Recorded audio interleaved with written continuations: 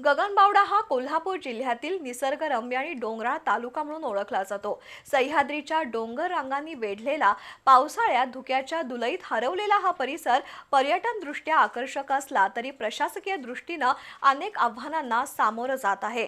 गेल्या काही वर्षात प्रशासनातील बदल्या आणि त्यामागील कारणांवरून तालुक्यात उलटसुलट चर्चा होऊ लागली आहे। शिस्तभंगाची कारवाई म्हणून अधिकाऱ्यांना गगनबावड्यात पाठवलं जातंय का, असा प्रश्न उपस्थित होतोय। विविध शासकीय विभागातील काही अधिकाऱ्यांची बदली अलीकडे गगनबावडा तालुक्यात करण्यात आली आहे। त्यातील काहींवर सुस्त कारभार, निर्णय प्रक्रियेत विलंब तसंच वरिष्ठांच्या सूचनांकडे दुर्लक्ष केल्याचे आरोप होते, अशी चर्चा आहे। त्यामुळे डोंगराळ तालुक्यात बदली ही शिक्षा म्हणून दिली जाते का, अशी चर्चा स्थानिक पातळीवर सुरू आहे। डोंगराळ भागात आरोग्य केंद्रातील अपुरी सुविधा, शिक्षकांची कमतरता, डोंगर दऱ्यातील रस्त्यांची दुरवस्था आणि पाणी पुरवठ्याचा प्रश्न अशा विविध समस्यांमुळे नागरिक त्रस्त आहेत।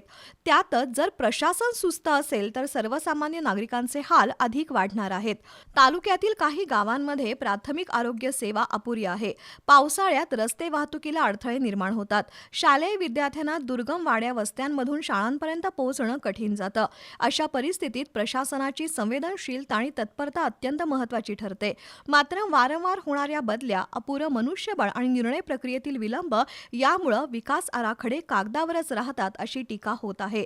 तर या तालुक्यात काम करणं म्हणजे शिक्षा नसून प्रशासकीय क्षमतेची खरी परीक्षा आहे। सक्षम नियोजन आणि स्थानिक सहकार्य असल्यास हा तालुका विकासाच्या मार्गावर वेगानं पुढे जाऊ शकतो, असं काही अधिकाऱ्यांचं मत आहे। दुसरीकडे स्थानिक नागरिकांना शिक्षेची बदली नको तर सेवेची बदली हवी आहे। गगनबावड्याच्या विकासासाठी सातत्यपूर्ण आणि जबाबदार प्रशासनाची आवश्यकता आहे। निसर्ग संपन्न गगनबावडा प्रशासकीय दुर्लक्षामुळे मागे पडू नये, हीच जनतेची अपेक्षा आहे। बी न्यूजसाठी गगनबावड्याहून चंद्रकांत पाटील।